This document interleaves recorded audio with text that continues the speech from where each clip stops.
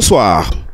La session de plein droit du Sénat prévue ce 24 avril 2018 permettra de savoir si Marcel Niad Ndifendi remplira pour une deuxième fois au perchoir de la Chambre haute du Parlement bicaméral du Cameroun.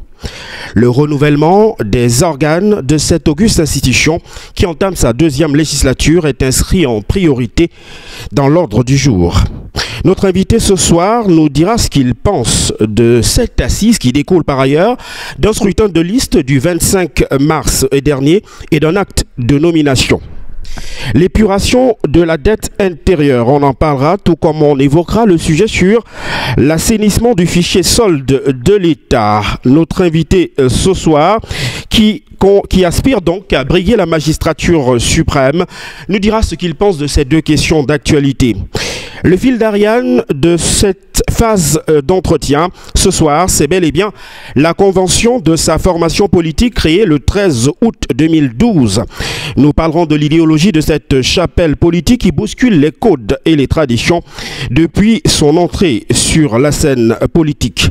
Une ascension certes fulgurante, mais qui est sue depuis quelque temps quelques récriminations.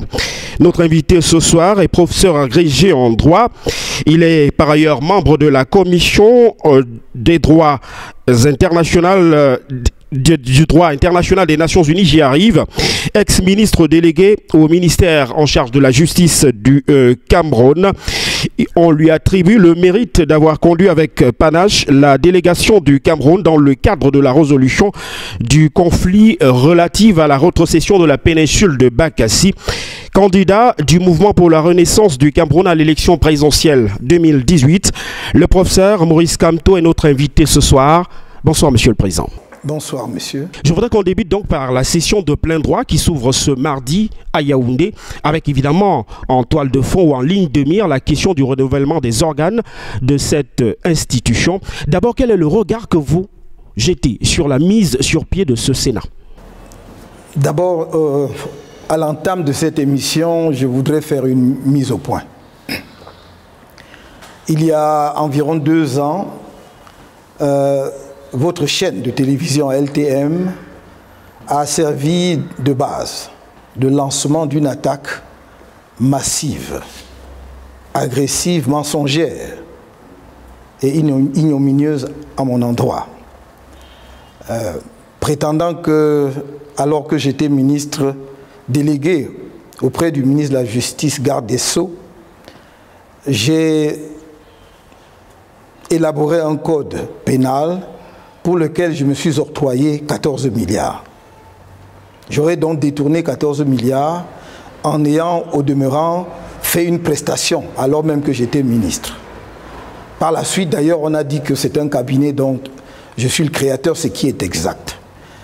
Je remarque simplement que en dépit des clarifications apportées par moi-même, des clarifications et des mises au point faites par le ministre actuel de la Justice sur ce dossier, en dépit des précisions et des informations mises à disposition du public par le cabinet Brain Trust, votre chaîne n'a jamais jugé utile de porter à l'attention de son nombreux public qu'elle avait pu commettre une erreur, ou en tout cas qu'on avait pu l'induire en erreur sur l'information diffusée sur son antenne. Effectivement, vous serez relancé sur cette question qui est un sujet épineux. Si vous permettez, je vais aller jusqu'au bout puisque vous ne l'avez pas fait avant aujourd'hui. Et donc, j'irai jusqu'au bout de mon propos en disant que ce n'est pas une honte pour une chaîne de télévision ou un média, au contraire, ça le crédibilise davantage lorsqu'il a pu donner une information ou qu'on a pu l'induire en erreur pour l'amener à donner une information erronée à ses auditeurs ou à ses téléspectateurs. Je rappelle pour la bonne gouverne de vos auditeurs et des téléspectateurs de cette chaîne de télévision importante de notre paysage audiovisuel qu'il s'agissait d'un marché de 74 millions hors taxes et de 89 millions environ, toutes taxes comprises, portant sur l'élaboration de 3 codes. Le code civil, le code de procédure civile et le code pénal en français et en anglais. premièrement. Deuxièmement, que c'est un marché qui a été attribué sur appel d'offres et non pas de gré à gré. Qu'il y avait donc plusieurs cabinets qui avaient soumissionné et que le dépouillement s'est fait régulièrement au ministère de la Justice en présence des 10 cabinets, qu'ils n'ont jamais contesté, comme la législation le leur permet ou la réglementation le leur permet, contester l'issue du marché. Troisièmement, et cela est extrêmement important, que je n'étais pas membre de la commission de passation de marché du ministère de la Justice. Troisièmement, que j'étais hors du Cameroun en 2008. Lorsque le marché a été attribué, j'étais d'abord à Québec, représentant du Cameroun au sommet de la francophonie pour la révision du traité de l'OHADA. Ensuite, je suis allé à New York puisque j'étais le candidat du Cameroun à l'élection à la Cour internationale de justice et que je devais battre campagne. Ce qui explique effectivement ma relative longue absence du Cameroun, autorisée évidemment par le gouvernement de notre pays. Qu'à mon retour en décembre, lorsque je suis rentré et que l'on m'a dit que Brain Trust Cabinet, dont je suis un des fondateurs, était attributaire de ce marché, j'étais gêné aux entournures et je suis allé voir le garde des Sceaux, vice-premier ministre, ministre de la Justice, garde des Sceaux, pour lui dire, vous savez, j'ai appris que Brain Trust a gagné un marché, le marché de l'élaboration des codes. Il m'a dit oui. Je lui ai fait remarquer que j'étais effectivement un des fondateurs de ce cabinet. Il a dit, on le sait. Et il m'a posé 3 questions, cher monsieur. La première, est-ce que le marché a été attribué sur appel d'offres ou de gré à gré? Et je lui ai dit, je crois que c'était sur appel d'offres. Il dit, c'est exact. Nous avons donc sélectionné le meilleur. Deuxièmement, est-ce que vous êtes membre de la commission de passation des marchés? J'ai dit non, parce qu'effectivement, je n'en étais pas membre. Le président était le secrétaire général du ministère de la Justice. Les membres sont encore vivants, certains sont à la Cour suprême et d'autres occupent d'autres types de responsabilités. Et troisième question, il m'a dit, est-ce que c'est vous qui signez les marchés au ministère de la Justice? J'ai dit non, évidemment, monsieur le Premier ministre, c'est vous. Et il m'a posé la question, quel est votre problème? Je n'avais donc pas de problème. Voilà. Monsieur le Président, si les Camerounais sont bien informés, complètement informés, et que cette cabale qui a duré pendant 2 ans, sans que vous n'ayez eu, comme on aurait pu s'y attendre, je crois, le réflexe même d'inviter la personne qui avait lancé cela sur votre propre chaîne pour lui demander quelle était votre source. Pourquoi avez-vous pu effectivement... D'où le but de notre démarche, ici à Yaoundé, justement, c'est pour essayer, comme on dit souvent, de revenir sur cette question. Mais puisque vous insistez sur la mise au point, restons-y. Ce marché a été donc attribué à un cabinet dans lequel vous êtes cofondateur, vous l'avez vous-même dit. C'est un marché qui a été financé par l'Union européenne, il me semble. Très bien.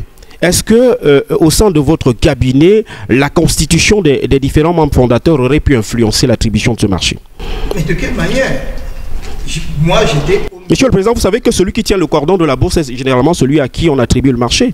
Est-ce qu'au sein de votre cabinet, il n'y a pas d'occidentaux qui auraient pu influencer justement l'attribution de ce marché? J'ai dit, cher monsieur, que j'étais au ministère de la Justice depuis le 8 décembre 2004, date de ma nomination au gouvernement comme ministre délégué.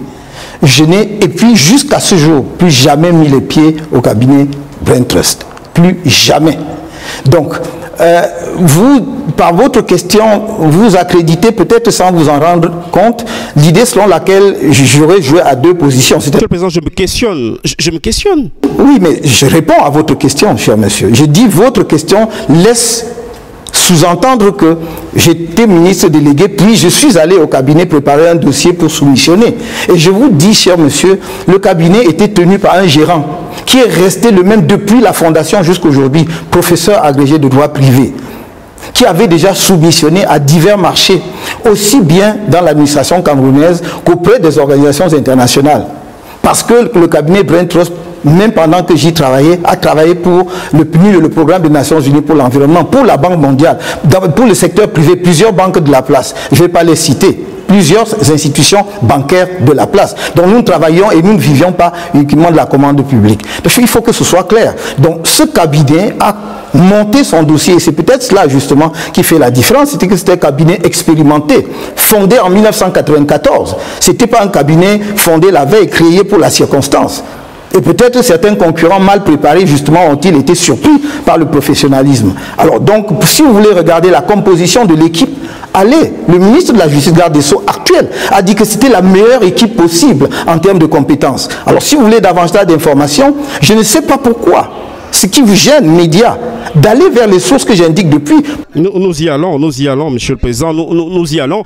J'ai presque envie de vous demander, pour vous relancer sur cette question, hein, puisque visiblement vous avez changé le protocole d'interview. Non, c'est un point important. D'où sort la rumeur de 14 milliards en réalité? Mais c'est à moi de vous poser la question. Mais que ça s'est répandu quand même sur les réseaux sociaux avant justement d'être peut-être mis en relief par quelques panélistes lors d'une émission de télévision sur nos antennes. Mais c'est une information qui avait déjà filtré. Et comment voulez-vous que je le sache? Alors que des journalistes viennent me demander d'où vient la rumeur qui me met en cause, qui m'accuse. Mais enfin, c'est quand même renverser les rôles. Je vous ai dit, j'ai entendu cette affaire, du moins à la date en question, parce que je crois qu'en 2013 ou 2012, on avait sur des publications confidentielles parlé de 40 millions d'euros, ce qui était environ 24 milliards, complètement ridicule. Même avec les 14 milliards, à un moment où le budget total du ministère de la Justice était peut-être entre 26-28 milliards, pour élaborer, d'ailleurs, on disait un seul code, on est payé 14 milliards. Et même l'élément de vraisemblance, n'est-ce pas, aurait dû vous amener, journaliste, à dire que ce n'est pas vraisemblable. Mais ce que je veux vous dire, c'est que cette rumeur n'a pas été lancée au hasard. Cette rumeur éclate comme par hasard le 25 juin au soir, dans une de vos émissions en soirée. Alors que nous venons de faire un meeting extraordinairement réussi, brillante, à Bamenda. Personne ne nous y attendait. Notre camarade, qui est aujourd'hui présidente du mouvement des femmes du MRC, avec d'autres camarades sur le terrain, ont fait un travail extraordinaire et on a réussi un meeting incroyable. Les images existent à Bamenda. Alors, pour distraire, comme on essaye de le faire depuis que la deuxième convention ordinaire du MRC a eu lieu, on essaye de détourner l'attention des Camerounais de l'événement avec des épiphénomènes. Vous voyez bien que même votre chaîne n'a pas parlé de notre meeting à Bamenda, parce que l'essentiel c'était 14 milliards. Donc d'une certaine façon, on peut dire que nos détracteurs ont réussi. Monsieur le Président, j'aimerais qu'on aborde à présent le fil conducteur de cette émission, en commençant par les questions d'actualité. C'était une mise au point qui était peut-être nécessaire pour les téléspectateurs. Parlons de ce Sénat, la mise sur pied de ce Sénat. En tant qu'observateur avisé, vous qui aspirez à la magistrature suprême, comment vous percevez la mise sur pied de cette institution? Premier constat que nous pouvons faire ensemble. Le Sénat est devenu au Cameroun, et contrairement à la lettre et à l'esprit de notre Constitution, une chambre de représentants des communes et non pas des régions. Or, la lettre de la Constitution est claire. Le Sénat représente les régions. Ce qui veut dire que l'élection ou les élections au Sénat devraient être précédées par la mise en place des régions, puisque les conseillers régionaux font partie du corps électoral des sénateurs. Ça, c'est le premier constat. Maintenant, s'agissant des élections de mars 2018 qui ont permis justement l'émergence du Sénat actuel, on peut noter que le jeu qui avait pu permettre de croire en 2013 qu'il y avait un Sénat coloré avec une certaine opposition a disparu. C'était intenable.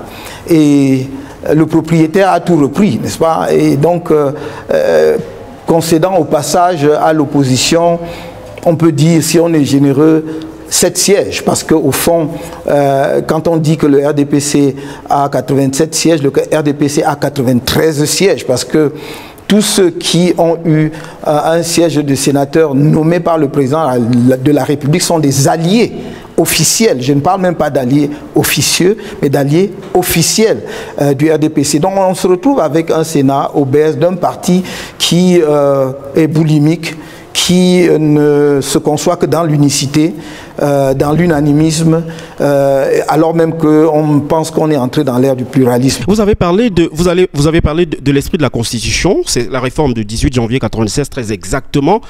J'ai presque envie de vous demander, Monsieur le Président, en quoi la mise sur pied de cette institution est un problème? Vu que cette Constitution, dans ses dispositions et dans son esprit, prévoit la mise sur pied de manière progressive des institutions. Non, je n'ai pas parlé de la progressivité. On parle d'une mise en place progressive.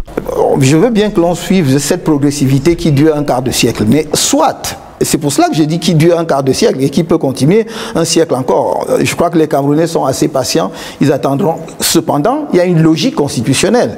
Donc, ne parlons pas de tout et en mélangeant ou en confondant tout. La mise en place progressive veut dire que si vous voulez mettre en place une institution dont la mise en place dépend de la mise en place d'une autre avant, vous mettez d'abord celle-là en place avant de mettre la suivante.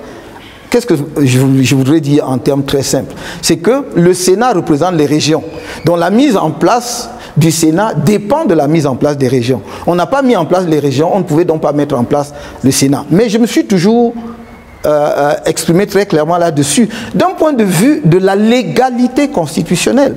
On ne peut pas dire que le gouvernement actuel a violé la Constitution parce que c'est dans le cadre de la réforme de 2008 que l'on a fait la fraude à l'esprit de la Constitution.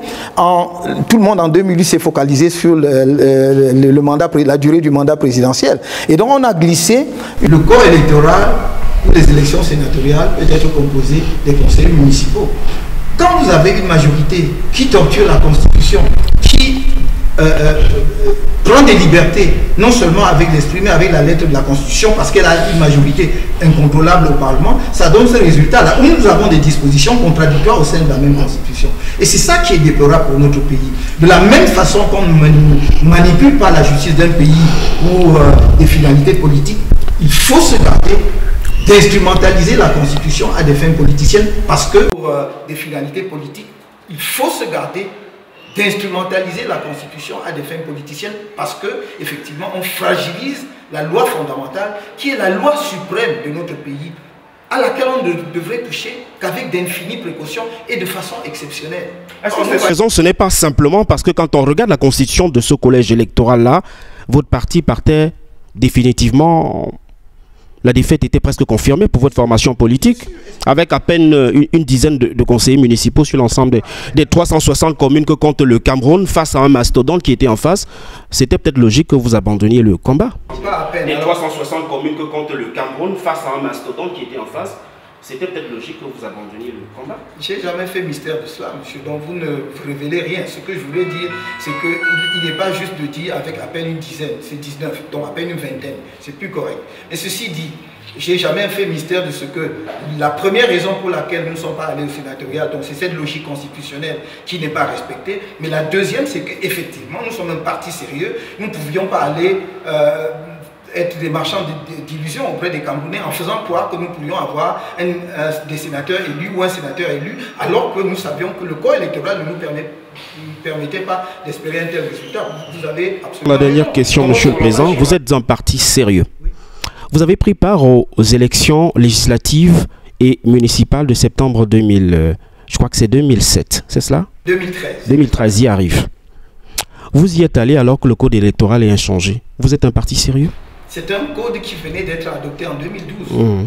Donc, on n'avait pas encore mis à l'épreuve. Mais le code électoral était largement critiqué bien avant la tenue de ce scrutin-là. Vous y êtes allé pourquoi? Je dis, si vous permettez... Allez-y, Monsieur le Président. Faites les questions et les réponses en même temps. Je ne fais que vous relancer, Monsieur le Président. Pour que vous me relanciez, il faut encore que j'ai pris la parole. Allez-y, allez-y. Ce que je veux dire, c'est que nous étions en 2013. Le code électoral venait à peine d'être adopté. Bien sûr, un certain nombre de revendications formulées par les partis politiques d'opposition et la société civile n'avaient pas été prises en compte. Mais est-ce une raison suffisante pour un parti politique de dire je n'irai jamais aux élections jusqu'à ce qu'on élabore le code que je veux? Nous avons une logique différente au MRC. Nous sommes allés aux élections, premièrement parce que dans le contexte de l'époque, nous avions passé un contrat de confiance avec Eleka. Contrat moral. Nous avons assisté à des réunions, nous avons interpellé Eleka sur les insuffisances du code. Et je me souviens d'une réunion présidée à la préfecture du Mfundi par le vice-président d'Eleka, Maître Ebanga Yodo, où nous avons par exemple attiré son attention sur la crainte que des bureaux de vote soient ouverts dans les casernes militaires. Et il nous a donné sa parole. Le SDF était présent, l'UPC et d'autres, dont ils peuvent porter témoignage de ce que je dis. Il nous a donné sa parole, il a dit ça ne se produira pas. Nous sommes allés aux élections en disant, Eleka vient d'être mis en place, donnons-lui une chance, voyons Parce qu'après tout, si nous n'étions pas allés, vous auriez pu me reprocher justement d'avoir jugé les gens avant de les voir à l'épreuve. Nous les avons mis à l'épreuve, donc nous sommes allés. Et en dépit de tout cela, nous avons eu le score que vous connaissez. Et nous avons eu le score que vous connaissez avec un mauvais code. Nous avons eu un député à l'Assemblée nationale, d'après ce que le RDPC a bien voulu nous attribuer. Parce que nous savons que dans la capitale Yaoundé, nous avons gagné au moins la moitié des sièges, c'est-à-dire au moins 3 sièges sur 7. Comment vous le savez, Monsieur le Président, vous qui êtes légaliste? Nous avons des procès-verbaux, justement. C'est ça la différence. Très bien, vous savez que ces procès-verbaux n'ont aucune valeur, que c'est les procès-verbaux d'Election Cameroun font foi. Non, Monsieur le Président, permettez que je vous relance de temps en temps. Sur quoi fondez-vous votre argumentaire? Vous qui êtes légaliste. J'ai fini. Très bien. Nous fondons nos résultats sur les procès-verbaux signés par tous les membres du bureau de vote. Qui n'ont aucune valeur. Qui n'ont aucune valeur, Monsieur le Président. Nous sommes d'accord là-dessus. Qui n'ont aucune valeur. Puisqu'à l'heure actuelle, seuls les procès-verbaux d'Election Cameroun font foi. Vrai ou faux, Monsieur le Président? Vous voulez que je dise que vous avez raison et que je me taise? Je voudrais simplement comprendre. Vous dites qu'ils n'ont aucune valeur, laissez-moi donc. Allez, monsieur. Voilà. Ils n'ont aucune valeur en cas de contentieux. Vous comprenez? Ils n'ont aucune valeur en cas de contentieux électoral. Parce que, cher monsieur, les commissions départementales proclament les résultats sur la base de ces procès-verbaux. La Commission nationale de recensement arrête les résultats sur la base de ces procès-verbaux. C'est lorsque vous arrivez au contentieux que si le Conseil constitutionnel veut, il peut dire vous avez produit des procès-verbaux contraires à ceux de l'ECAM, je ne donne foi qu'à ceux de l'ECAM. Voilà comment il faut comprendre et lire le code.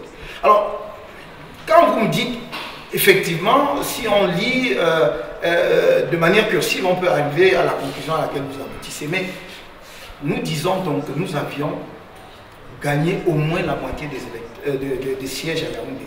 Et un certain nombre de Camerounais bien pensants qui aujourd'hui tirent sans ménagement sur le MSC avaient été les premiers au lendemain, 2 ou 3 jours, disons, après le recensement des votes, à dire le MRC a partagé au moins les sièges dans la capitale. Je ne vais pas citer leur nom pour ne pas les embarrasser, ce n'est pas le sujet. Donc, nous sommes allés confiants. Bien qu'étant un jeune parti politique, parce que nos militants étaient organisés et enthousiastes. Et à l'issue des élections, il ne nous a pas échappé que suivant le classement officiel même du gouvernement, que nous sommes le 4e parti politique en termes de suffrage exprimé, derrière le RDPC, le SDF et l'UNDP. On fera le bilan de votre formation politique, Monsieur le Président, mais restons dans le cadre des questions d'actualité. Abordons celles relatives notamment à l'épuration de la dette intérieure. Vous êtes certainement au courant que l'État du Cameroun a décidé de payer quelques prestations, notamment aux entreprises locales. On a évoqué dans la presse le montant de 30 milliards de francs CFA. À votre avis, les PME au Cameroun sont de véritables leviers de croissance? Elles pourraient l'être. Et elles pourraient l'être davantage. Elles le sont. Parce que, après tout, combien de très grosses entreprises a-t-on au Cameroun? Pas beaucoup. Donc au final, ce sont les PME. Parce que si vous sortez des grandes entreprises agro-industrielles et de la grosse entreprise DDA qui transforme l'aluminium, la bauxite en aluminium, il n'y a pas énormément de grosses entreprises industrielles. Donc c'est le tissu des PME nationales qui en réalité portent notre économie. Raison pour laquelle il est extrêmement important d'être attentif à leurs préoccupations. Parce qu'elles devraient être prioritaires dans la commande publique, elles devraient être prioritaires dans l'épuration de la dette, parce que c'est elles qui créent les emplois. Ce sont ces petites entreprises qui emploient 5, 10, 15, 20, 50 Camerounais en réalité qui créent le plus d'emplois et qui créent la richesse, parce qu'eux, ils redistribuent directement à des personnes qui ont des familles en charge. Donc, il me semble que l'une des priorités du gouvernement devrait être de faire l'effort maximum qu'il peut pour épurer la dette intérieure. Cette épuration de cette dette intérieure, cette partie de la dette, on parlait de la dette de l'exercice 2016 et des années antérieures. Est-ce que ça résout le problème des petites et moyennes entreprises? C'est une question de financement uniquement ou il y a une question également de formation? Vous mettez le doigt sur un point extrêmement important. Il y a un vrai problème de formation. Formation, pas simplement du personnel et des ouvriers comme on peut le penser souvent. formation des dirigeants de ces entreprises, des PME. Nos PME ne sont pas encore assez compétitives, surtout à l'international, parce qu'elles ne sont pas préparées à affronter la compétition. La plupart du temps, elles gardent une gestion familiale. Et donc, au fond, parfois on arrive à confondre la comptabilité de l'entreprise avec la comptabilité personnelle. Donc, il faut une vraie formation. Vous savez, quand les pays où les PME sont très fortes, comme l'Allemagne, comme même le Japon, en dehors des très grosses entreprises, sont celles où vous avez des chefs d'entreprise d'une dizaine d'employés, de 20 employés qui savent aller chercher des marchés à l'étranger. Donc, formation des dirigeants, mais également formation du personnel. Et c'est pour cela qu'au cœur de notre programme, de notre projet de société, du programme que nous proposons aux Camerounais, la formation est, je crois, le pilier, la colonne vertébrale. Pourquoi? Parce que notre système de formation entend reviser justement le mode de formation traditionnel actuel de la maternelle à l'université. Mais à côté de cela, il y a un deuxième pied qui est la formation professionnelle. Parce que l'orientation scolaire actuelle, qui effectivement met l'accent peut-être sur les humanités et d'autres choses qui peuvent nous amener à rêver, passe parfois à côté de l'essentiel qui est celui de donner les outils de la compétition à nos jeunes. Donc, on va avoir des instituts de formation professionnelle dans chaque département. Dans chaque département du Cameroun, il y en a 58, ce n'est pas hors de portée, de façon à ce que des jeunes, même ceux qui ont déjà reçu une formation, par exemple en droit ou en lettres, puissent changer de couloir par une formation dans ces instituts de formation professionnelle d'une durée allant de 6 mois à 24 mois au maximum pour acquérir une nouvelle formation, de nouvelles compétences. Et ça va se faire avec les PME. C'est faire un diagnostic, recenser les besoins des PME actuels et ceux à créer et faire des formations adaptées. Mais il y a un autre pilier à côté, il y a un sous-pilier à côté, c'est-à-dire les centres de métiers.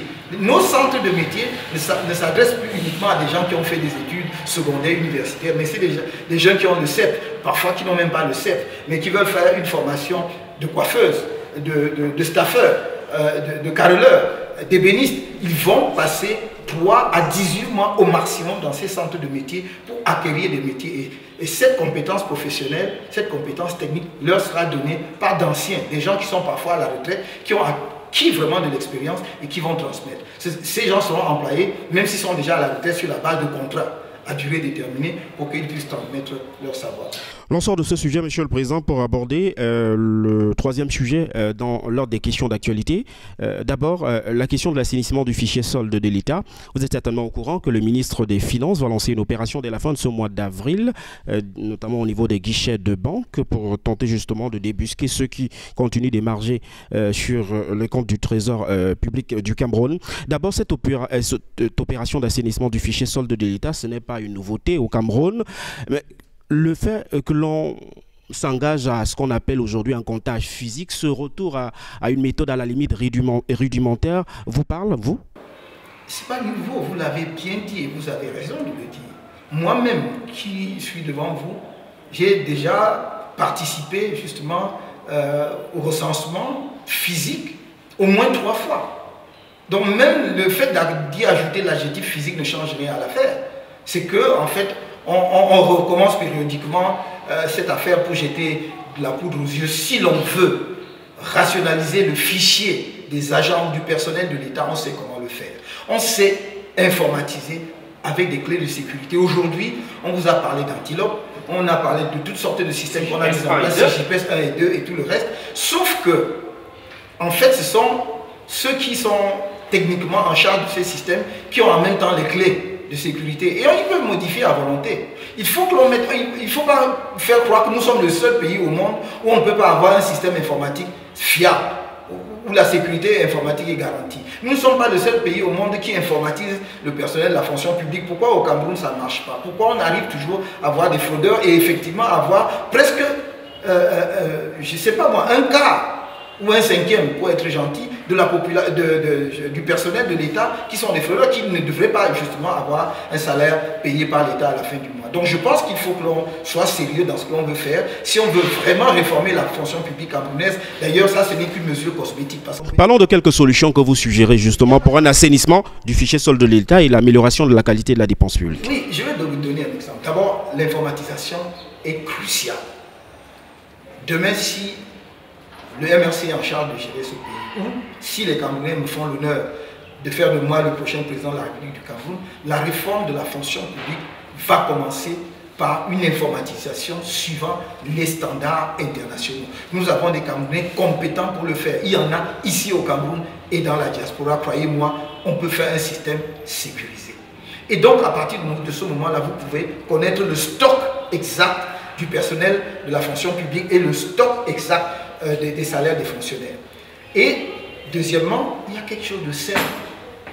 Comment assurer au sein de l'État ce qui se fait déjà dans le secteur privé, même au Cameroun, c'est-à-dire le contrôle de la présence effective au travail.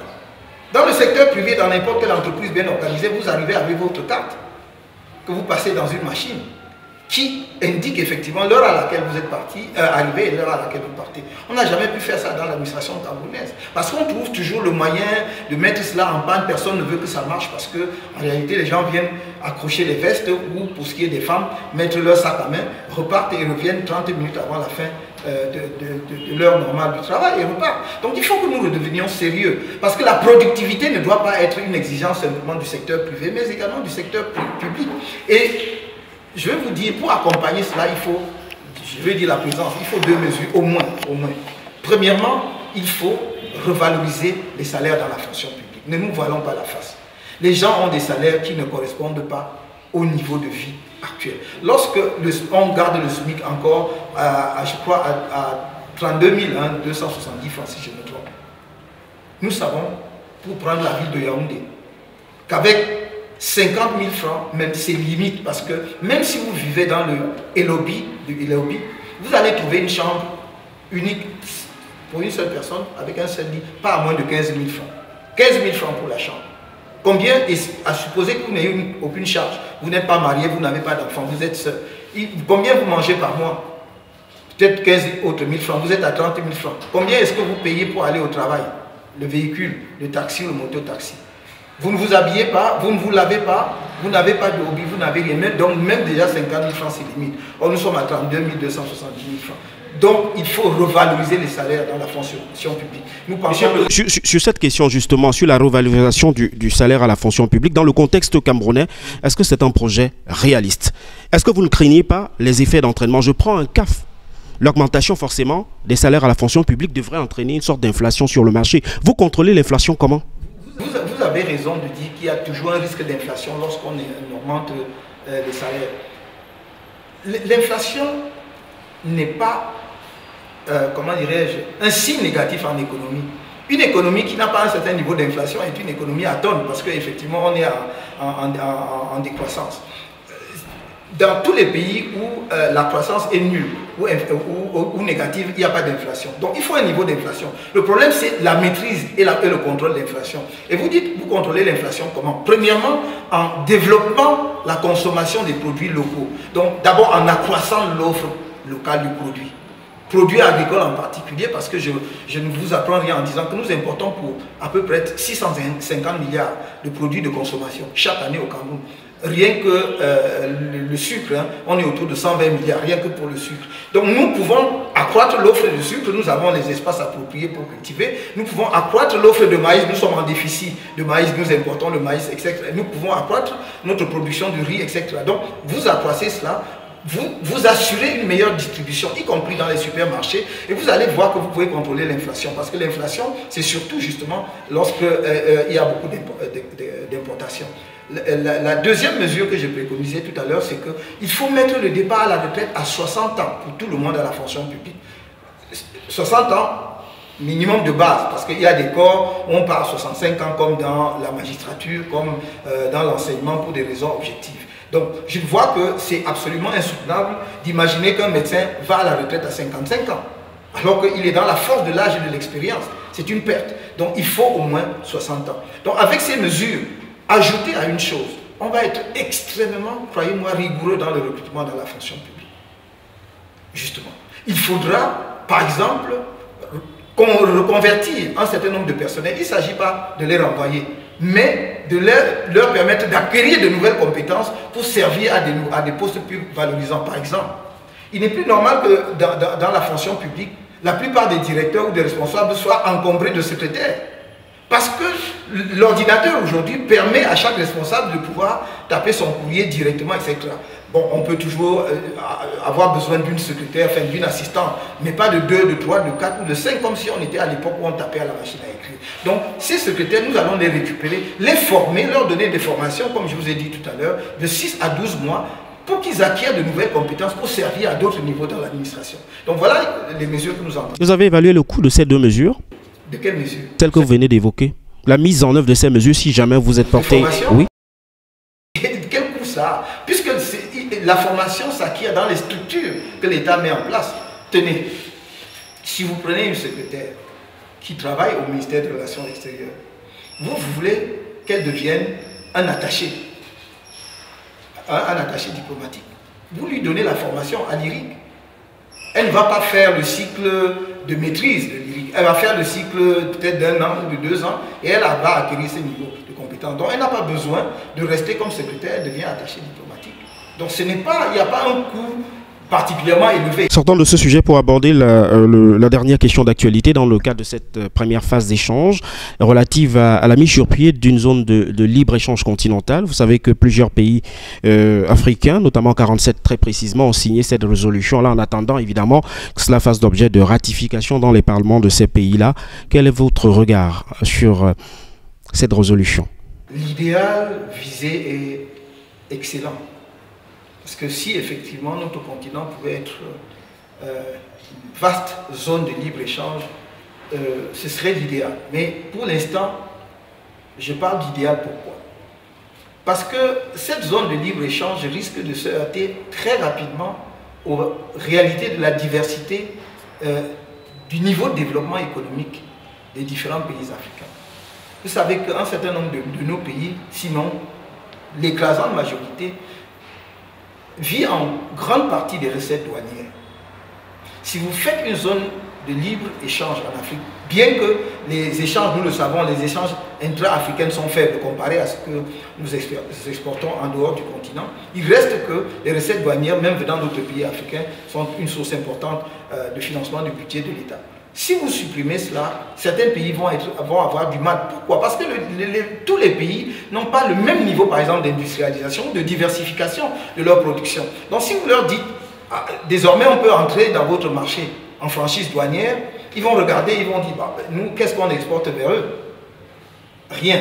Donc quel intérêt avons-nous immédiatement à mettre cela en place? Donc, je crois que les réalités, en fait, économiques, pas l'idéal visé, les réalités économiques risquent de ralentir ou de différer la mise en place. Mais je crois que nous sommes dans la bonne direction parce qu'il s'agit effectivement de construire une économie continentale, j'allais dire un espace de développement continental. J'ajoute, dernier point, que cette zone de libre-échange devra travailler de façon très très affinée, justement, le cordon douanier, donc à l'échelle continentale, c'est-à-dire autour de l'ensemble des pays qui auront signé. Sinon, les produits venant de l'extérieur du continent vont effectivement utiliser ça pour pénétrer en franchise sur nos territoires. Je vous donne un exemple. Si vous avez une zone de libre-échange continentale et qu'un pays, le Cameroun, crée une zone franche, de nombreux pays où un pays peut venir installer plusieurs entreprises, amène ses produits fabriqué dans son pays, reconditionne, refait le packaging, comme si c'était produit au Cameroun, et redistribue sur le marché continental à partir de la zone de libre-échange. Donc, il va falloir regarder beaucoup de choses de très près pour que des pays extra-continentaux n'utilisent pas cela justement pour affaiblir notre propre développement économique et industriel. Des questions thématiques, et on va certainement ouvrir cette phase d'échange avec l'actualité de votre formation politique qui a tenu sa convention il y a un peu plus d'une semaine très exactement. Au terme de celle-ci, il se dit que votre élection était à la limite un plébiscite. Est-ce qu'il y a eu un toilettage des textes avant la tenue de cette convention, notamment les dispositions de l'article 23 qui font du président naturel le représentant de cette formation politique à l'élection présidentielle?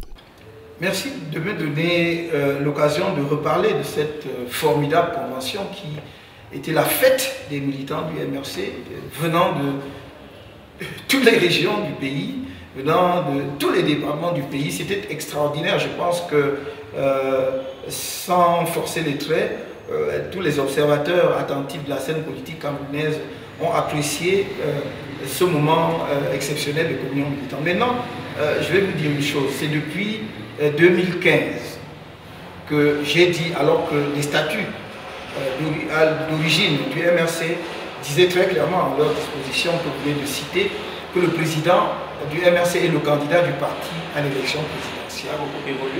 Si, ça a changé, puisque dès 2015, j'ai dit que j'ai soumis au directoire une demande expresse à cet égard pour dire qu'il faut une dérogation à cette disposition disant que le président en exercice du MRC soumet sa candidature à concurrence pour la désignation du candidat à l'élection présidentielle. Ce que le directoire de notre parti a accepté. Nous avons ensuite intégré cela dans les statuts modifiés, parce que nous avons fait le toilettage de nos statuts pour rendre désormais justement la compétition dans la désignation du candidat du parti à l'élection présidentielle possible, en dehors même du fait qu'il y ait un président, puisque ce président peut soumettre sa candidature. Y a-t-il une compétition, monsieur le président? Bien sûr, j'y viens. Donc, ce texte a été adopté par les militants au début de la convention, le samedi 17, et c'est sur cette base donc, que nous avons fait. J'ajoute que l'information dont je vous parle a été mise en circulation au sein du parti depuis 2 ans, et qu'on a fait appel à candidature. Le secrétaire général de notre parti a diffusé cela largement. Les communiqués existent, si vous voulez en avoir la preuve, y compris dans la diaspora, pour dire vous êtes libre justement de former des listes et de présenter votre candidature pour être le candidat du parti à l'élection présidentielle. Alors maintenant, vous me demandez s'il y a une compétition. Ma liste s'est trouvée être la liste unique. Je n'ai pas choisi. Pour un parti démocratique, c'est quand même d'une curiosité. Qu'est-ce qu'on fait avec toutes ces dispositions qui donnent l'opportunité aux militants de constituer des listes pour une élection comme celle-là? C'est quoi le candidat professeur Kamto fait peur aux militants de sa formation politique au point où personne n'est capable de constituer une liste concurrente? C'est moi qu'il faudrait blâmer ou bien ceux qui peut-être... Vous êtes à la tête du parti? Oui. Je constate qu'il n'y a pas eu de liste concurrente. Ça ne vous inquiète pas? Pourquoi ça devrait m'inquiéter? Vous êtes lui avec une écrasante majorité? Élu quand même. Alors je voulais vous dire, donc permettez-moi de terminer mon Allez-y. propos. Parce que devant cette situation, on aurait pu m'élire par acclamation. J'ai demandé et j'ai insisté pour qu'il y ait élection. Pourquoi? Parce que nous savons qu'il y a eu, y compris dans ce pays, y compris au sein du parti qui dirige le pays, lorsqu'il était parti unique, dans des localités où un candidat unique a perdu les élections, ou une liste unique a perdu les élections. Donc lorsque vous faites des élections, monsieur, ce n'est pas parce que vous êtes candidat unique que vous gagnez automatiquement. Si l'élection est sincère et se fait au bulletin secret, ce qui était le cas, nous avions des enveloppes, nous avions des isoloirs. J'ai envie de vous demander justement, monsieur le président, est-ce que ce n'est pas une entorse à la démocratie auquel tient le MRC, de savoir finalement que son président est reconduit à la tête de cette formation politique et le porte-étendard à l'élection présidentielle sans qu'il y ait de concurrent? Qui fait entorse à la démocratie? Je vous repose la question, monsieur le président. Donc vous me posez, vous dites, est-ce que ce n'est pas une entorse? Je voulais savoir... C'est une question. Vous êtes à la tête du parti. Si j'ai fait entorse, parce que dites si la question s'adresse à moi, ou si c'est l'entorse des militants, ou si c'est l'entorse... Je vous pose cette question parce que tout à l'heure, et c'était justement à dessein, lorsqu'on parlait de la majorité à la limite obèse et soviétique du Rassemblement démocratique du peuple camerounais au sein du Sénat, vous avez semblé vous offusquer, mais vous ne vous offusquez pas de constater que vous êtes élu sans concurrent. Ce n'est pas la même chose. Parce que là où le RDPC arrive à obtenir les majorités obèses, il n'est pas seul. Il est face à d'autres concurrents. Et ce n'est pas la fraude qu'il obtient. On ne vous a pas dit qu'il y avait une liste concurrente à la mienne et on l'a retirée. On ne vous a pas dit qu'il y avait une liste concurrente à la mienne et il y a eu des tricheries. On ne vous a pas dit qu'il y avait une liste concurrente à la mienne et on a procédé par plébiscite. Il y a eu une liste parce que les autres ont estimé qu'il n'avait pas envie de se présenter comme candidat. Pourquoi est-ce que vous vous attendiez donc à ce que je suscite des sparring partenaires d'occasion pour donner l'impression, l'illusion de démocratie? On aurait pu faire ça, mais au MRC, nous ne fonctionnons pas comme cela. Très bien. Je vous relance sur cette question, monsieur le président. Alors que vous tenez cette merveilleuse convention et que vous êtes porté à la tête de votre formation politique, vous avez un militant de la première heure qui décide de claquer les portes du MRC. Je parle de Franck Hubert Ateba, que vous connaissez certainement bien. Vous savez ce qu'il a dit de votre formation politique? Alors, je vais vous transmettre fidèlement ses propos, rapportés d'ailleurs par le journal Mutation le 16 avril 2018. Il parlant de votre formation politique, d'une formation politique qui fait l'objet d'une gestion clanique, opaque et paternaliste. Est-ce que cela n'était pas suffisant pour que l'on comprenne que vous soyez seul candidat à cette élection? Donc, parce que vous donnez plus de crédit aux propos de quelqu'un qui est membre fondateur de votre parti politique. Qu'est-ce que ça veut dire membre fondateur? Vous connaissez la liste des membres fondateurs du MRC? Il ne fait pas partie, Monsieur le Président. Vous connaissez la liste des membres? Il n'en fait pas partie, Monsieur le Président. Si vous étiez du MRC, vous pourriez vous réclamer membre fondateur. Mais il a occupé des postes importants au sein de votre formation politique. Donc, ces propos m'amènent à vous relancer sur cette question. Vous avez fait de lui justement le secrétaire adjoint de votre formation politique. Il n'était pas secrétaire adjoint. Il n'était pas secrétaire général adjoint chargé de la prospective. Il n'a jamais été secrétaire général. Il était secrétaire national adjoint chargé de l'inspection. Très bien. Voilà le titre exact, la fonction exacte. Donc c'était un cadre du parti. C'était un cadre du parti. Ces propos... Demandez, et je vais répondre à votre question. Demandez à ce monsieur, puisque vous relayez ses propos, combien de fois il a assisté aux réunions du directoire du parti? En 5 ans, combien? Depuis la création du parti. Je ferme cette parenthèse, je réponds à votre question. Gestion planique, opaque et je ne sais plus quoi. Il y a paternaliste. Paternaliste. Bah, il faudrait que...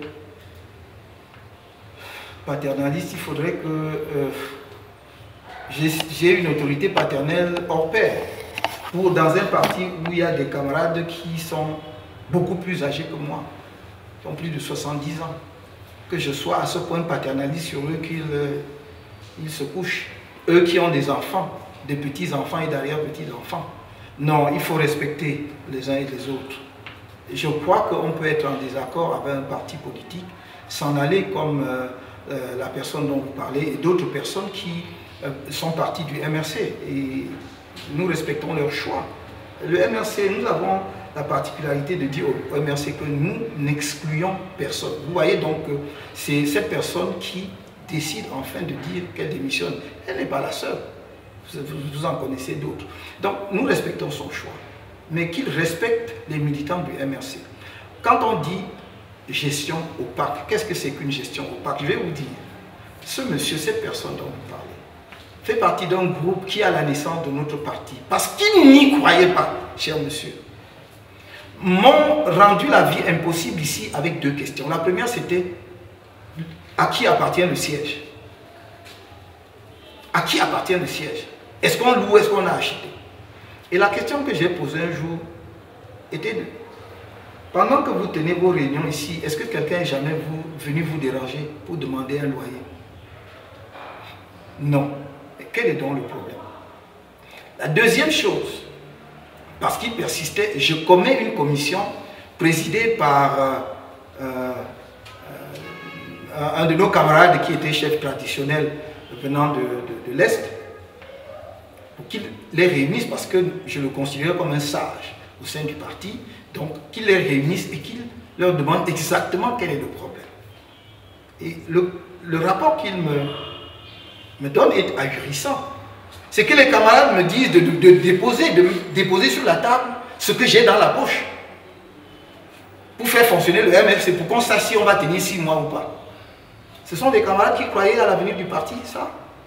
Mais en désespoir de cause, parce qu'ils ont vu que le parti a tenu et est devenu ce qu'il est devenu, un parti national, une machine, embrassée par les Camerounais de toutes les régions du pays, en dépit et en désespoir de cause, il vient trouver les médias pour dire qu'il démissionne. Quelle est la gestion opaque? Lorsque nous disons exactement ce que nous recevons, le MRC est un parti qui compte sur ses militants. Et croyez-moi, cher monsieur... Cette défection ne vous inquiète pas, visiblement. Je vais prendre un autre cas. Celui de Wougli Massaga, que vous avez accueilli à grande pompe dans votre chapelle politique et qui, du jour au lendemain, a claqué les portes. Vous ne vous êtes pas questionné sur les raisons de ces départs en cascade? Mais il les a donnés lui-même. Pourquoi voulez-vous où est la cascade? Bah, si une cascade était faite de 2 gouttes d'eau, je crois qu'il y en aurait beaucoup au Cameroun. Monsieur... Donc je crois qu'il faut être attentif à ce que disent les uns et les autres, M. Wungui Masaga, que nous avons accueilli avec respect, ce n'est pas avec fanfare, avec respect pour son histoire. Dans l'histoire politique du Cameroun, Wungui Masaga est connu. Donc nous ne pouvions pas le recevoir avec banalité, c'était légitime. Si nous ne l'avions pas fait, vous-même, vous auriez pu faire remarquer que nous lui manquions de respect. Sauf qu'il est reparti, hein, monsieur le Président. Oui, il est reparti pour les raisons qu'il a données. Tellement complètes les raisons qu'il a données qu'on n'a pas besoin d'en ajouter. Parlons de cette deuxième convention. Vous aviez semblé vous féliciter tout à l'heure de savoir qu'il y a eu un engouement massif. Les militants sont venus quasiment de tous les coins du Cameroun. Vous l'aviez vous-même réitéré. Combien de militants le MRC aujourd'hui?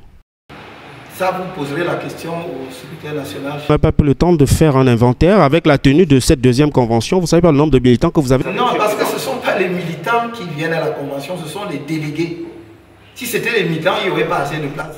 Vous n'avez pas eu le temps de faire le point avant justement la tenue de cette convention? Non, parce que les on dit également le bilan de votre mandature. Nous les enregistrons tous les jours et ça n'a aucune importance d'ailleurs de vous dire. Parce que vous savez, il y a plusieurs dans un parti politique. Comment ça n'a aucune importance? Non, je vais vous dire pourquoi. Parce que l'importance que vous voulez attacher aux militants, au sens peut-être où on l'entend. Ce que je voulais vous expliquer, c'est que dans un parti politique, il y a des militants encartés. Il y a des militants non encartés. Il y a les sympathisants. Donc si je vous donne les militants encartés, je vous dis qu'ils sont 500. Vous allez dire, bon, le MRC finalement, c'est rien du tout, parce qu'il n'y a que 500 militants. Si je vous dis que nous avons 50 000 militants ou 100 000 militants au Cameroun, vous allez dire, montrez-moi les cartes. Vous comprenez ce que je veux dire? Or, nous avons les registres qui sont tenus. C'est pour cela que je dis, le secrétariat en charge de l'implantation du parti a le registre de l'ensemble de nos militants, unité par unité. On peut vous donner, je n'ai pas les chiffres ici sur moi, le nombre d'unités chez nous. Une unité est composée de 50 militants. À partir de là, vous pouvez extrapoler et avoir une idée du nombre de militants. Mais le nombre de militants encartés ne donne pas le reflet, n'est pas la traduction réelle du nombre de militants d'un parti politique. C'est tout ce que je voulais dire. Ça n'est pas un secret d'État. Je répète, si on veut avoir une idée précise, la plus approchée possible du nombre de militants du MRC, il faut connaître le nombre d'unités. Une unité, c'est 50 militants. Donc si dans une ville, vous avez par exemple 50 unités, c'est 50 fois 50, c'est 250 militants. Donc voilà comment nous calculons nos militants. Et ça, le secrétaire en charge de l'organisation a la liste complète. Alors, depuis 2013, vous bénéficiez, comme beaucoup de formations politiques qui siègent à l'Assemblée nationale et dans les organes délibérants des communes, du financement public des partis politiques. Au cours de cette convention, vous avez évoqué un chiffre qui a fait frémir, pas parce que le chiffre était exorbitant, mais parce que certains n'ont pas été suffisamment convaincus de la gestion que vous avez faite des 81 millions de francs CFA. Qu'avez-vous fait, Monsieur le Président, de cet argent? D'abord, dans les 81 millions de francs CFA, il y avait les 21 millions de la période électorale. Je crois que le trésorier national, dans son exposé, a commencé par là. Nous avons reçu 21 millions que nous avons reversés aux différentes listes électorales, nos listes électorales qui étaient en compétition contre des charges. Ça existe. Parce que quand vous dites, vous n'avez pas donné des explications convaincantes de la gestion, je suis étonné. Parce que le trésorier national de notre parti, qui a présenté son rapport, a dit qu'il tient à disposition, puisqu'il avait deux livres reliés, qu'il tient à disposition les comptes avec les justificatifs. Avec les justificatifs, parce qu'il s'agit des fonds publics que nous gérons avec la plus grande rigueur. Donc, les preuves sont là. Et si, après cet entretien, vous voulez en savoir davantage, je crois que le trésorier national du MRC n'est pas loin, il pourra vous montrer, peut-être vous pourriez filmer pour vos téléspectateurs si vous voulez. Donc je ne crois pas qu'il soit de bon ton d'entretenir une nouvelle ou de créer une nouvelle polémique autour de la gestion de ces fonds. Donc il y a eu les 21 millions de la période électorale. Et après, c'est 15 millions 24 000 francs chaque année.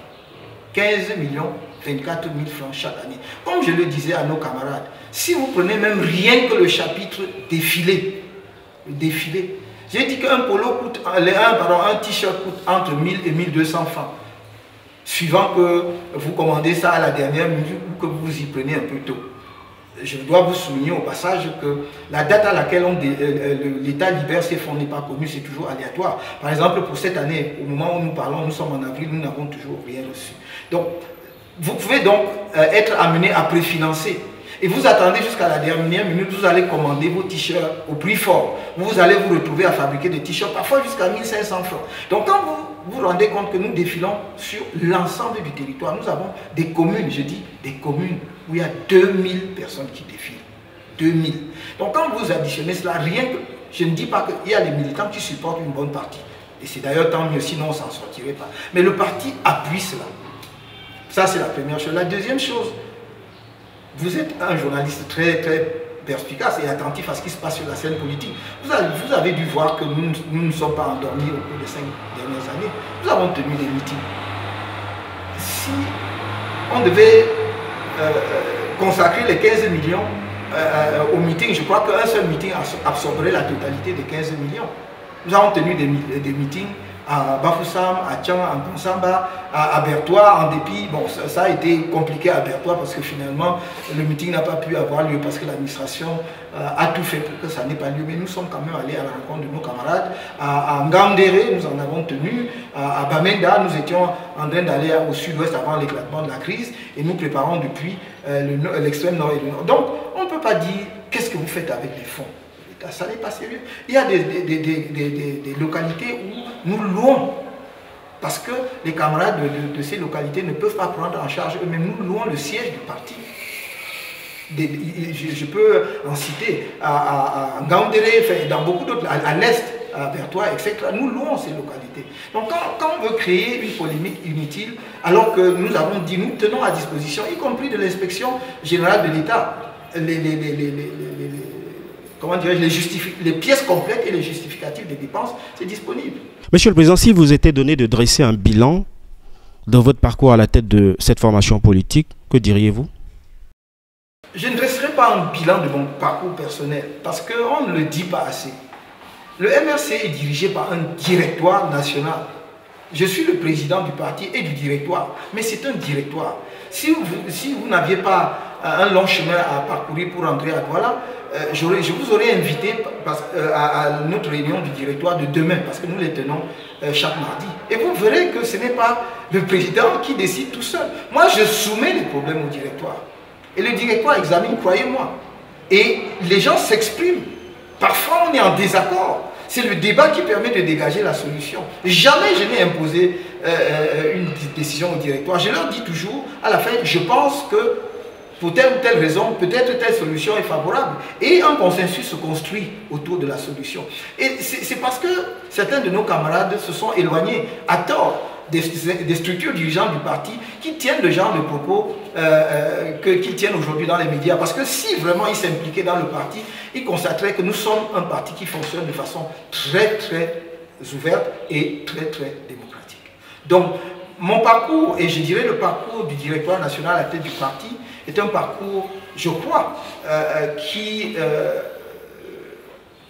mérite quelques satisfecits, pour ne pas dire une réelle satisfaction, parce que nous sommes partis de zéro avec un parti qui est né dans les conditions que vous connaissez en 2012 et qui se trouve aujourd'hui être un vrai parti national, structuré. Parce que quand on raconte, les responsables du parti dans toutes les régions sont des gens de cette région-là, qui ont donc embrassé, épousé la cause du parti, qui connaissent l'idéologie du parti, ses valeurs et sa vision pour le projet. C'est ce projet-là que nous proposons aux Camerounais qui les passionne, qui les intéresse. Et fait que vous voyez un parti, justement des militants très engagés. Donc ça, c'est un motif de satisfaction. C'est un parti qui est structuré. C'est un parti qui est encore mieux structuré qu'il y a 3 ans, par exemple. Nous avons pu effectivement structurer les femmes. Il y a maintenant les femmes du MRC avec une présidente élue qui est notre camarade du Nord-Ouest, maître Mispa Awassou, donc qui est une femme, qui est une dame. Nous avons structuré les jeunes, qui est désormais présidé par un jeune qui est là depuis le début, militant engagé, qui est de l'extrême nord, M. Nestor Novezela. Donc, je crois qu'il y a vraiment des raisons d'être confiant, en tout cas, pour l'avenir. Et je pense que le directoire n'a pas à rougir de ce qu'il a fait pendant 5 ans. Moi, qu'on dise un mot sur l'idéologie de cette formation politique, le mouvement pour la renaissance du Cameroun. J'ai entendu dire que vous êtes un parti modéré. Nous sommes surtout un parti social-libéral en termes d'idéologie. C'est-à-dire un parti qui, après avoir fait une évaluation des différents courants idéologiques qui traversent les scènes politiques du monde, pas uniquement la scène politique camerounaise, en est arrivé à la conclusion que le socialisme dans sa conception du 19e siècle, et je dirais même jusque dans sa conception de la fin du 20e siècle, socialisme pur n'est plus tenable aujourd'hui. Parce que nous le voyons bien, même des pays qui étaient communistes, mais pas seulement socialistes ou sociaux-libéraux, pas sociaux-démocrates, mais vraiment communistes, aujourd'hui ont été, par la force des choses, amenés à s'ouvrir au libéralisme, parce que le libéralisme a l'avantage de permettre à chaque individu de laisser éclore son génie, son talent, de laisser éclore sa créativité, et donc à chaque personne de produire de la richesse, de produire au maximum de ses capacités. Et le socialisme est la dimension de solidarité qui vient corriger, et l'État justement doit créer les conditions de la production de richesse pour ensuite redistribuer, pour que nous ne laissions personne au bord du chemin. Parce qu'au MRC nous disons, les 5 doigts ne sont pas égaux, mais chaque doigt a une fonction dans la main. Et donc, si le doigt le plus long joue un rôle très important, néanmoins, le pouce aussi, qui est tout court, a un rôle à jouer. Et donc, on ne peut pas laisser, par exemple, une personne handicapée ou des personnes vulnérables sans soutien simplement parce qu'elles sont, par exemple, hors du circuit de production. Voilà le social-libéralisme expliqué dans des termes très simples. Êtes-vous favorable aux accords de partenariat économique signés entre le Cameroun et l'Union européenne, puisque vous êtes social-libéral? Non, je l'ai dit. Pourquoi non? Parce que cela expose notre économie avant même qu'elle se soit structurée, organisée pour affronter la compétition. Il n'y a pas de précédent dans l'histoire où on signe des accords pour ouvrir son marché avant d'avoir mis ses propres entreprises en ordre de bataille pour affronter la compétition. C'est comme si vous alliez à un match de football avec une équipe super puissante. Ce n'est pas finalement l'une des qualités qu'on reconnaît au Parti social-libéral, d'ouvrir le marché. Ah non, non. Les sociaux-libéraux, certes, ouvrent le marché, mais précisément après avoir préparé leur économie à affronter la concurrence. Je vous donne un exemple. Et il y a même les États-Unis, je veux dire, qui ne sont même pas sociaux-libéraux, eux, c'est le libéralisme, c'est même le néolibéralisme, n'est-ce pas, en particulier avec le gouvernement actuel ou les autres gouvernements républicains sous Reagan, par exemple. Pourtant, ils protègent. Il n'y a pas plus protectionniste que lorsque, par exemple, leur agriculture est menacée, ils ne se privent pas. D'ailleurs, parce qu'ils sont super puissants, ils n'ont même pas besoin de l'avis des autres. Ils établissent des barrières ou mettent des normes qui limitent justement l'importation des produits chez eux. Regardez la Chine. La Chine, après la mort de Mao et le départ de la bande des 4, comme on les appelait à l'époque, la veuve Mao et les 3 autres, lorsque Deng Xiaoping reprend l'économie, qu'est-ce qu'il dit? Il dit, ah, moi j'ai 1,2 milliard de Chinois à nourrir. Et je vois que le communisme pur, dans sa conception initiale, ne me permet pas de le faire. Il installe les 6 zones de développement économique spécial. En fait, ils sont des enclaves du capitalisme dans l'immensité du communisme chinois. C'est là qu'ils font le transfert de technologie, ils happent la technologie, ils reçoivent des financements. Ces 6 zones étaient installées, une en face de Hong Kong, l'autre en face de Macao, l'autre en face de Taïwan, etc. Ils ont capté à la fois les capitaux de la technologie, développé le tissu économique chinois. Pendant 30 ans, personne ne savait ce qui se passait en Chine, puisque la Chine était fermée. L'industrie chinoise s'est musclée, et lorsqu'ils ont été prêts, à la fin, au milieu des années 90, ils ont ouvert. Voilà, c'est pour cela que nous disons, tout ce que nous disons, ce n'est pas de vivre fermé, c'est de dire préparons, vous parliez tout à l'heure des PME, préparons les PME camerounaises à affronter la compétition, permettons-leur d'acquérir la technologie, d'avoir les compétences, comme vous disiez tout à l'heure, en termes de formation, et d'avoir sur le plan du financement les fonds nécessaires pour développer et ouvrons. Restons dans le cadre des déclarations qui ont été faites au cours de cette deuxième convention. Certains observateurs ont dit que vous versiez dans du populisme lorsque vous parliez de la dépouille de l'ancien président de la République, que vous souhaitez rapatrier, lorsque vous parliez également de la résolution de la crise dite anglophone. Je crois... Des déclarations d'un homme politique? Je suis homme politique, donc je ne peux pas dire que ce ne sont pas des déclarations d'hommes politiques. Mais... Vous savez que les hommes politiques ont la particularité de faire des promesses qu'ils ne tiennent presque jamais. Bon, j'espère que les Camerounais me mettront à l'épreuve. Et la seule façon de me mettre à l'épreuve, c'est de faire de moi le prochain président de la République du Cameroun. Je peux leur garantir qu'ils ne seront jamais déçus.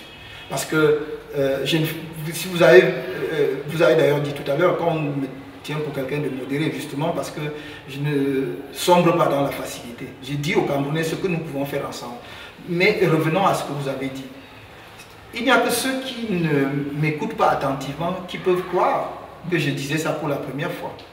En 2015, nous avons demandé, et j'ai été justement, le premier dirigeant de parti politique a dit il faut ramener la dépouille, les restes du président Amadou Ahidjo au Cameroun et lui organiser des obsèques nationales. Parce qu'il le mérite en tant qu'il a été le premier. Est-ce que votre prédécesseur à l'heure actuelle, ou alors celui qui occupe le palais des Toudi à l'heure actuelle, révèle que c'est une question d'ordre familial qui peut justifier que jusqu'à présent, cette dépouille ne soit pas revenue au Cameroun? Il a dit cela. Vous allez entamer quoi? Un dialogue avec Germaine Ahidjo, elle m'a dit que non, ce n'est pas une affaire familiale, c'est une affaire de l'État du Cameroun. Et donc dès lors qu'elle a dit cela, je n'ai pas besoin d'entamer un dialogue avec elle. Il me suffit, si je suis président de la République, de me rendre à Dakar, de lui rendre l'hommage qu'elle doit en tant qu'ancienne première dame du Cameroun et de traiter avec les autorités sénégalaises pour que les conditions du rapatriement soient organisées. Pourquoi est-ce que, je voudrais quand même insister, pourquoi est-ce que ce n'était pas du populisme? Mais j'ai dit qu'en 2015, nous avons voulu organiser à Garoua un colloque sur ce que nous appelions les mémoires plurielles blessées, où nous voulions justement que l'on rapatrie au Cameroun non seulement les restes d'Amadou Ahidjo, mais les restes des nationalistes qui sont dehors, qui ont été enterrés ça et là. Pourquoi? Parce que nous estimons au MRC que aussi bien Amadou Ahidjo que les nationalistes se sont livrés une guerre qui n'était pas la leur, mais qui était la guerre du colonisateur. Et on les a utilisés, en réalité. Et que nous devons réconcilier notre peuple. L'âme du Cameroun est en peine. Il faut l'apaiser. Nous sommes des Africains et je crois que nous ne pouvons pas continuer à faire cela. Du reste, je dis, demain si, je ne sais pas que je souhaite que quoi que ce soit lui arrive, mais demain si je suis vivant, alors que l'actuel président de la République a rendu l'âme, pour rien au monde, je n'accepterai que sa dépouille reste à l'étranger si les gens veulent le laisser à l'étranger. Donc il ne s'agit pas d'Amadou Ahidjo. C'est une position de principe. C'est une position logique. Quand on a dirigé à ce niveau-là un pays, on fait partie de ce que j'appelle le patrimoine commun, c'est le bien commun de ce pays, avec ses faiblesses et ses forces. C'est ce discours que je voudrais faire passer à mes compatriotes camerounais. C'est un discours de rassemblement, mais c'est surtout un discours de responsabilité. Pour ce qui est de la crise anglophone, je ne vois pas où est la démagogie, franchement. Dire que je ne peux pas dormir tranquille quand des Camerounais tirent sur des Camerounais, c'est la démagogie? Non, je n'arrive pas à trouver le sommeil. Quand je sais que des soldats camerounais, agissant dans leur, comment dirais-je, dans leur bon droit, c'est-à-dire dans le cadre de leur mission, je ne critique pas cela, sont amenés, pour une raison ou pour une autre, à tirer sur d'autres Camerounais qui, à tort, et je dis bien à tort, ont pris des armes contre eux. Ce n'est pas parce que les autres ont tort que ça me donne la paix dans le sommeil. Ce n'est pas la démagogie. Quand je dis que ce n'est pas normal que nous puissions rester tranquilles alors qu'il y a des Camerounais qui dorment dans les forêts parce que leurs domiciles et leurs villages ont été réduits en centre, que nous avons des compatriotes qui souffrent dans des camps au Nigeria, ce n'est pas la démagogie. Je dis que nous avions la possibilité d'éviter cela.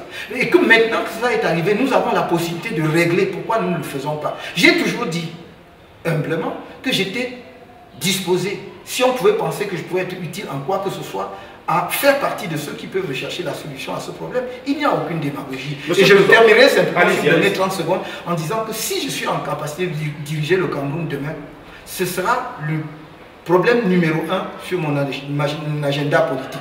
Et dans les 3 mois qui suivent, l'accession au pouvoir... Il y a un aggiornamento du code électoral actuel. Vous en avez d'ailleurs fait votre cheval de bataille. On va y revenir.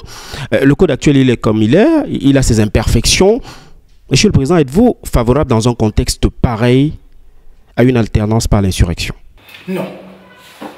Je n'ai jamais été favorable à une telle modalité d'accession au pouvoir. C'est pour cela que, en dépit du fait que certains propos tenus par les putschistes de 1984 étaient fondés dans leur diagnostic de la situation, leur geste, le moyen choisi est radicalement condamnable.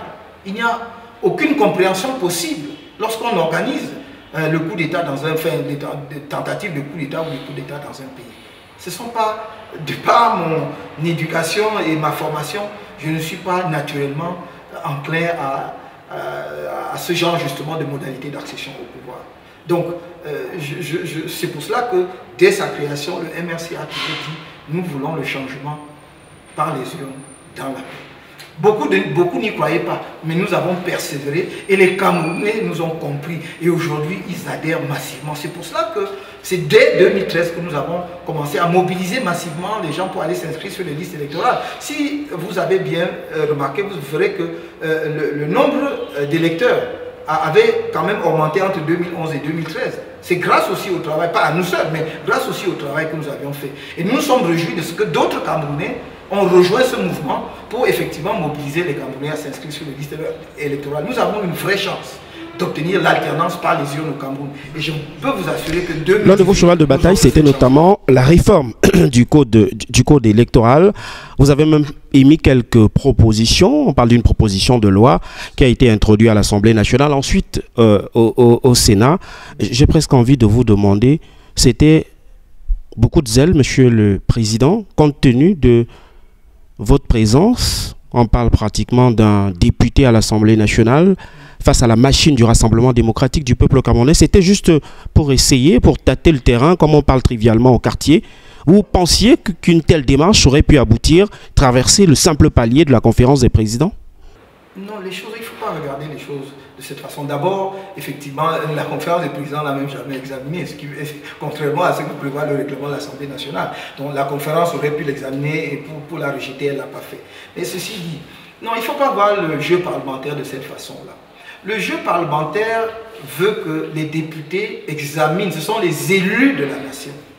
Donc en réalité, on part de l'idée que quand ils agissent, quand ils adoptent des lois, ils les adoptent dans l'intérêt de la nation.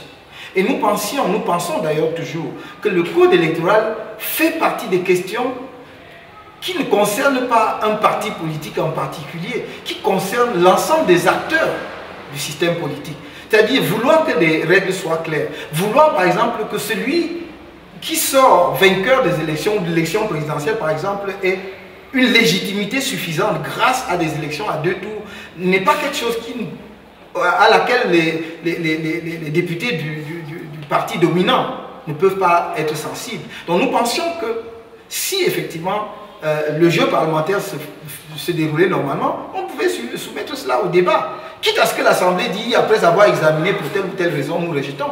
Et je peux vous dire que nous avions rédigé le projet de loi, la proposition de loi, pardon, de façon à ce qu'elle ne soit pas recalée par des dispositions pertinentes de notre Constitution. Par exemple, lorsque une proposition de loi a pour conséquence de créer une dépense, elle doit indiquer les recettes.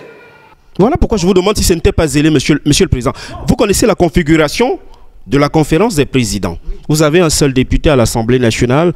Le RDPC est ultra majoritaire au sein de la conférence des présidents puisqu'il y a un groupe parlementaire.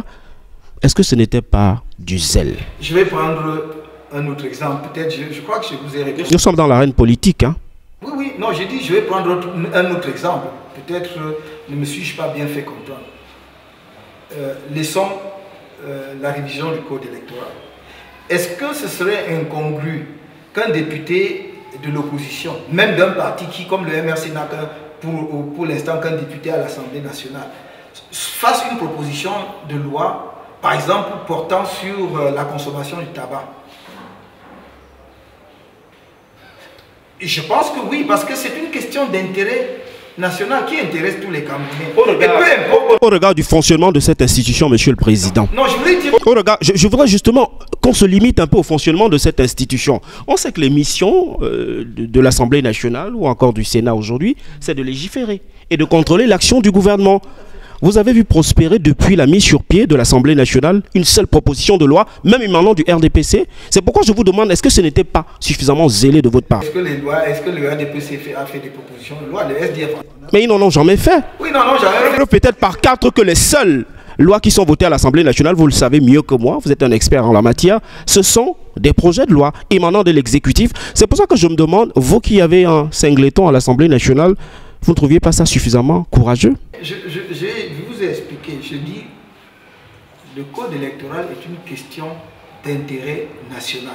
Nous avons toujours pensé que tous les partis politiques pouvaient se retrouver là-dessus. C'est d'ailleurs pour cela que, avant même cette proposition de loi ou après elle, nous avons adressé une correspondance à tous les partis politiques, y compris le RDPC, en disant réunissons-nous pour nous pencher sur le code électoral et nous accorder justement sur des dispositions qui permettent de garantir au Cameroun des élections justes, transparentes et sincères, de façon à éviter des crises électorales, des crises post-électorales au Cameroun, quand c'est de cela dont il est question.